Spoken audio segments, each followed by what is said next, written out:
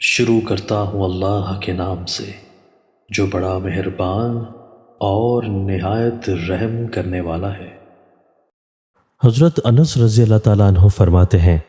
کہ رسول اللہ صلی اللہ علیہ وآلہ وسلم نے فرمایا، 3 باتیں ایمان کی جڑ ہیں۔ ایک، جو آدمی لا الہ کا اقرار کرے، اس سے جنگ و مخاصمت ختم کر دینا۔ اب کسی گناہ کی وجہ سے اس کو کافر مت کہو اور نہ کسی عمل کی وجہ سے اس پر اسلام سے خارج ہونے کا فتویٰ لگاؤ۔ 2، جب سے اللہ تعالیٰ نے مجھے رسول بنا کر بھیجا ہے، جہاد ہمیشہ کے لیے جاری رہے گا، یہاں تک کہ اس امت کے آخر میں ایک آدمی آ کر دجال سے جنگ کرے گا۔ کسی عادل بادشاہ کے عدل یا کسی ظالم کے ظلم کا بہانہ لے کر جہاد ختم نہیں کیا جا سکتا۔ 3، اور تقدیر پر ایمان لانا۔ تشریح: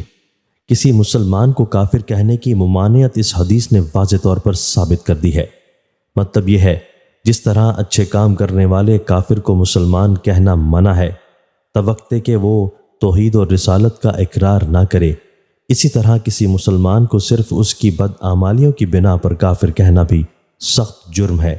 جب تک کہ وہ عقیدہ کفریہ کا اعلان نہ کرے۔ پس کسی گناہ کی وجہ سے اس کو کافر مت کہو کہ الفاظ ہیں تو خارجیوں کی تردید ہے، جن کا کہنا ہے کہ مومن اگر گناہ کا مرتکب ہو جائے، خواہ وہ گناہ صغیرہ ہی کیوں نہ ہو، تو وہ کافر ہو جاتا ہے۔ اور ترجمہ: اور نہ کسی عمل کی وجہ سے اسے خارج اسلام قرار دو کہ الفاظ میں معتز اللہ کی تردید ہے، جو فرماتے ہیں کہ بندہ گناہ کبیرہ کے ارتکاب سے خارج از اسلام ہو جاتا ہے اگرچہ کافر نہیں ہوتا۔ مرتکب گناہ کبیرہ کے لیے وہ ایک درمیانی درجہ مانتے ہیں، یعنی نہ تو اس کو مسلمان فرماتے ہیں اور نہ کافر۔ بہرحال خارجی اور معتزلہ سے قطع نظر موجودہ دور کے ان مسلمانوں کو بھی اس حدیث کے آئینہ میں اپنا چہرہ دیکھنا چاہیے، جو کفر سازی کے کارخانے چلاتے ہیں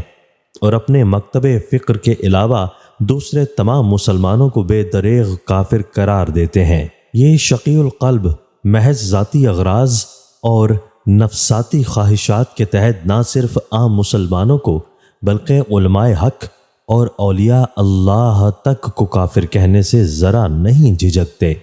ان لوگوں کو ٹھنڈے دل و دماغ سے سوچنا چاہیے کہ جب لسان نبوت نے عاصی مسلمان کو بھی کافر کہنے سے سخت منع فرمایا ہے، تو پھر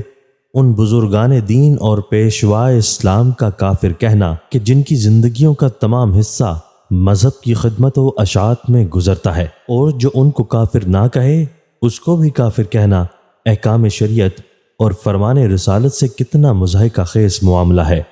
جس کا نتیجہ ظاہر ہے کہ اللہ تعالیٰ کا عذاب اور خسران آخرت کے علاوہ اور کچھ نہیں نکل سکتا۔ حدیث میں جن باتوں کو ایمان کی جڑ فرمایا گیا ہے، ان میں سے پہلی بات تو وہی ہے جس کی وضاحت اوپر ہوئی۔ دوسری بات جہاد ہے۔ اس بارے میں ارشاد نبوت کا مطلب یہ ہے کہ اب روئے زمین پر دین حق، جو اللہ کا آخری اور کامل دین ہے، کہ ظاہر ہو جانے اور رسول اللہ کی رسالت کا اعلان ہو جانے کے بعد سے اس وقت تک کہ آخر میں قیامت کے قریب دجال مارا نہ جائے، یاجوج ماجوج ظاہر ہو کر فنا کے گھاٹ نہ اتر جائیں،